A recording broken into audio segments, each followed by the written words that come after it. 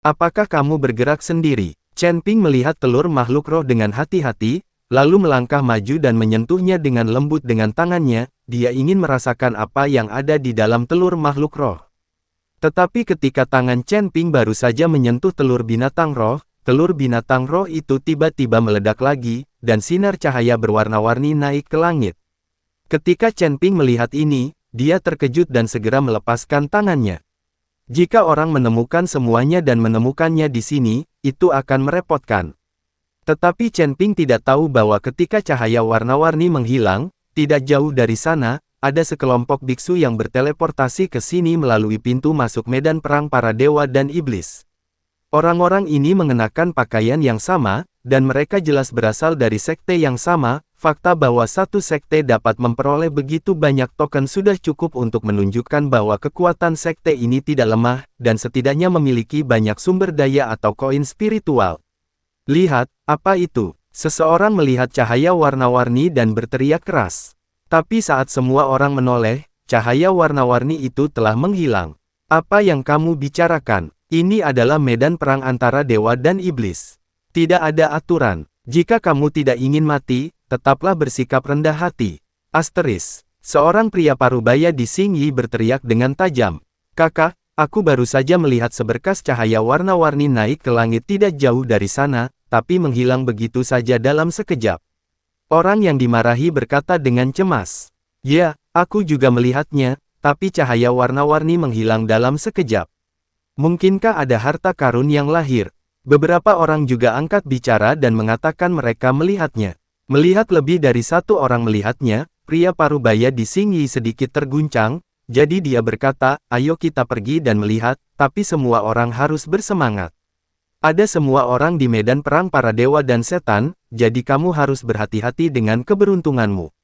Bahkan jika kamu berasal dari ras yang sama, kamu harus berhati-hati.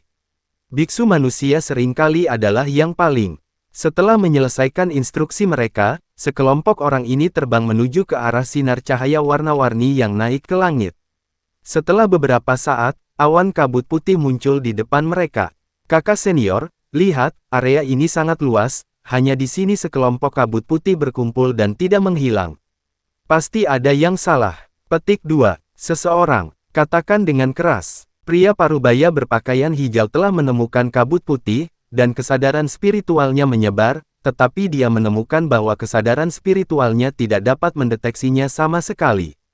Jelas sekali bahwa ada perlindungan formasi dalam kabut putih ini, yang mencegah indera ketuhanan untuk mendeteksinya.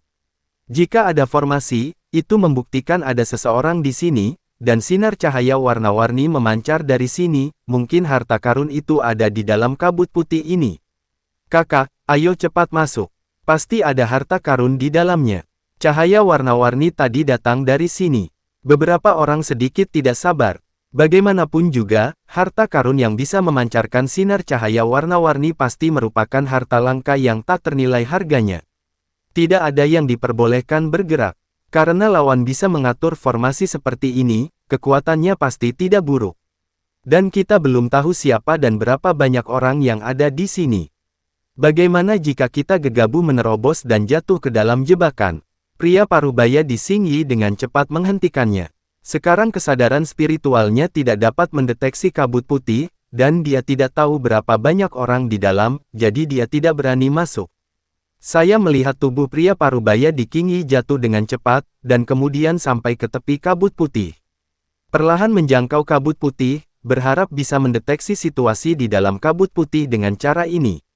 Tanda seru, hanya saja cara ini tidak bisa dideteksi sama sekali. Namun, dari kabut putih, aura alam kesengsaraan tingkat 6 terus-menerus memancar keluar. Hal ini justru mengejutkan pria parubaya di Xingyi. Lagi pula banyak orang yang menyembunyikan identitasnya agar bisa mengejutkan mereka. Tapi orang-orang di kabut putih ini sengaja memperlihatkan auranya, kok masih ada yang melakukan hal itu.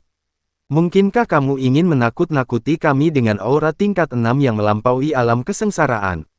Pria parubaya di Xingyi tersenyum dingin di dalam hatinya, dan kemudian berkata, rekan Tao, kami baru saja melangkah ke medan perang para dewa dan iblis, dan menemukan seberkas cahaya warna-warni naik ke langit. Entah harta apa itu, adalah dari, jangan khawatir, kami hanya melihat-lihat. Sejak teman Tao kami yang mengambil tindakan pertama, kami tidak akan pernah merampoknya. Sekte Tianlang kami jelas merupakan orang yang menepati janjinya. Suara itu masuk ke telinga Chen Ping dan Luosi setelah mendengar tentang Sekte Tianlang, ekspresi Luosi sedikit berubah. Saya tidak menyangka orang-orang dari Sekte Tianlang juga akan datang. Tampaknya ada cukup banyak orang yang datang ke medan perang para dewa dan iblis di seluruh surga dan dunia manusia. Kata Luosi, apakah kamu kenal orang-orang dari Sekte Tianlang? Chen Ping bertanya. Chen Ping hanya tahu sedikit tentang dunia surga dan manusia, dan tidak tahu apa itu Sekte Serigala Surgawi. Tahukah Anda, Sekte Tianlang ini adalah sekte di wilayah barat, orang-orang ini adalah yang terburuk, dan mereka tidak menepati janji, mereka semua adalah orang-orang yang penuh nafsu. Saya mengikuti kakak laki-laki saya ke wilayah barat dan bertemu orang-orang dari Sekte Serigala Surgawi. Saya masih sakit pada saat itu, dan saya hampir dinodai oleh orang-orang dari Sekte Serigala Surgawi. Untungnya, kakak laki-laki saya menyelamatkan saya dengan seluruh kekuatannya, dan kami berdua melarikan diri ke wilayah utara. Luosi berkata dengan ekspresi marah. Sekte Tianlang sebenarnya adalah orang seperti itu. Chen Ping tidak menyangka orang seperti itu berani mengatakan bahwa dia menepati janjinya dan menyatakan dirinya sebagai anggota keluarga. Ternyata dia adalah sesama penganut Tao dari Sekte Tianlang. Saya tidak sopan dan tidak sopan. Chen Ping memutuskan untuk menamparkan wajah orang-orang dari Sekte Tianlang ini, jadi dia berbicara. Ketika pria parubaya berbaju hijau mendengar jawaban pihak lain, dan dia sangat sopan, dia mengira dia sedang melakukannya. Namanya menakutkan, jadi dia berkata dengan wajah bangga, "Rekan Tao, saya harap Anda dapat merobek formasi dan biarkan kami melihat harta karun itu. Jika sesama penganut Tao memiliki keraguan, saya bisa masuk sendiri dan saya tidak akan pernah tergoda oleh harta karun sesama penganut Tao." Rekan-rekan penganut Tao pasti pernah mendengar tentang Sekte Tianlang kami. Di seluruh wilayah barat, Sekte Tianlang kami adalah sekte yang paling jujur. Pria parubaya di Xingyi membual tentang dirinya sendiri, yang hampir membuat Chen Ping tertawa terbahak-bahak. Tentu saja saya pernah mendengar nama Sekte Serigala Surgawi. Ada legenda tentang Sekte Serigala Surgawi di seluruh dunia para dewa dan manusia. Dikatakan bahwa semua murid Sekte Serigala Surgawi adalah orang mesum besar dan mereka tidak akan melakukannya, bahkan mengampuni kerabat mereka sendiri. Sedemikian rupa sehingga perempuan di Sekte Tianlang kini menjadi objek publik, dan semua anggota Sekte Tianlang telah menjadi bibrida. Chen Ping berkata dengan tenang. Setelah mendengar apa yang dikatakan Chen Ping, Luosi tidak bisa menahan tawa, dia benar-benar tidak menyangka Chen Ping akan mengatakan hal seperti itu. Pria muda dan parubaya itu tertegun sejenak, dan kemudian dia menjadi marah, anak nakal, aku akan membunuhmu, aku akan memotongmu menjadi beberapa bagian. Dan wanita dalam formasi ini, aku ingin menelanjanginya dan menjadikannya budak kita. Pria parubaya berbaju hijau meraung dengan marah, lalu melambaikan tangannya, dan semua orang juga terjatuh. Orang-orang ini mengepung formasi Chen Ping dengan lambaian tangan pria muda dan parubaya, orang-orang ini semua memasuki formasi bersama-sama. Alasan kenapa mereka seperti ini adalah untuk membuat orang-orang di dalam formasi sibuk. Melalui percakapan tadi, pria parubaya di Qingyi sudah menebak bahwa tidak akan banyak orang di dalam formasi. Mungkin hanya ada satu pria dan satu wanita, dalam hal ini mereka bergegas bersama sehingga pihak lain tidak bisa bereaksi. Melihat pihak lain masuk bersama, ekspresi Luosi menjadi sedikit gugup. Melihat kegugupan Luosi, Chen Ping menghiburnya dan berkata, "Jangan takut. Selama orang-orang ini memasuki formasi, itu akan menjadi plester. Saya telah menyiapkan susunan ilusi di kabut putih, dan mereka akan melakukannya tidak akan terjatuh ke dalamnya jika mereka terjatuh ke dalamnya." Mengerikan, Luosi dihibur oleh Chen Ping, lalu dia merasa lega dan mengangguk. Kemudian Luosi mengangkat pedangnya dan bergerak menuju biksu yang mengganggu, mata Luosi penuh amarah. Pada saat ini, seorang biksu sekte Sirius merasa pusing setelah memasuki kabut putih, dan kemudian menemukan bahwa kabut putih di depannya perlahan menghilang. Saya melihat seorang gadis dengan sosok anggun, pakaian sangat terbuka, dan sekeranjang bunga di tangannya berjalan ke arah saya sambil tersenyum. Melihat gadis itu, biksu sekte Sirius tiba-tiba menyeringai. "Cantik, cantik, cepat temukan saudaramu. Aku akan membiarkanmu menikmatinya. Biksu itu berlari ke arah gadis itu dengan tidak sabar. Pada saat ini, Luo Xi melihat seorang biksu sekte serigala surgawi berlari ke arahnya dengan mata penuh api dan air mata mengalir di wajahnya. Dia tampak sangat tidak berdaya, dan dia melepas pakaiannya sambil berlari. Luo Xi tahu bahwa biksu sekte Tianlang ini pasti terjebak dalam susunan ilusi dan tersesat di dalamnya. Melihat biksu cabul di depannya, kemarahan Luo Xi menjadi semakin hebat. Lalu dia mengambil pedangnya dan menikamnya. Biksu sekte serigala tercengang hari itu, dan rasa sakit yang hebat membuatnya terbangun. Saat dia melihat pedang panjang menusuk dadanya, matanya penuh rasa tidak percaya.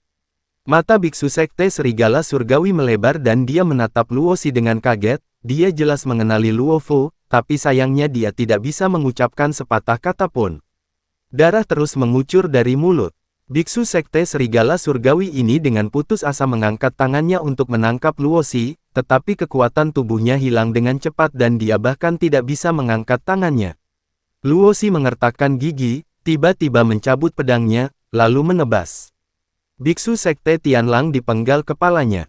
Kepalanya terbang jauh, tubuhnya langsung jatuh ke tanah, bahkan jiwa kehidupan pun lenyap bersamaan. Luo memandangi mayat biksu sekte serigala surgawi dengan dingin, matanya penuh kebencian dan niat membunuh. Luo Xi mengambil pedangnya dan terus berburu. Dan Chen Ping juga tidak diam, dia memegang pedang pembunuh naga dan menggunakan susunan sihir untuk mulai berburu. Chen Ping tahu bahwa formasi hantu tidak dapat menjebak orang-orang ini selamanya, dia harus memanfaatkan fakta bahwa lawan tidak mengetahui keberadaan formasi hantu untuk membunuh lawan sebanyak mungkin. Jika lawan sudah siap, saya khawatir formasi hantu tidak akan efektif. Pada saat ini, pria parubaya di Qing Yi memasuki kabut putih, dan ekspresinya tiba-tiba mengembun, dia menemukan sesuatu yang aneh di kabut putih. Formasi ilusi, saya tidak menyangka ada formasi ilusi selain formasi tersebut. Sepertinya lawannya adalah ahli formasi. Pria parubaya berbaju hijau mengerutkan kening, matanya memancarkan cahaya dingin.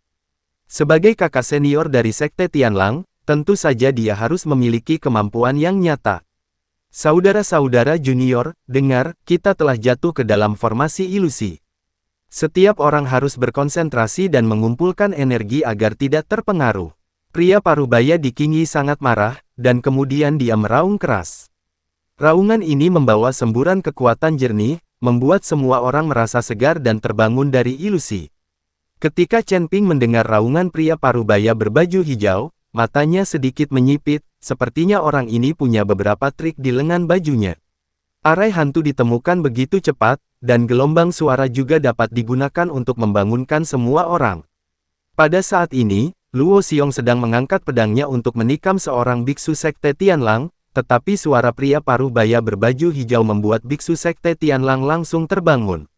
Melihat Luo Xi memegang pedang panjang dan hendak menikamnya, biksu sekte serigala surgawi tiba-tiba mundur, nyaris menghindari pedang Luo Xi.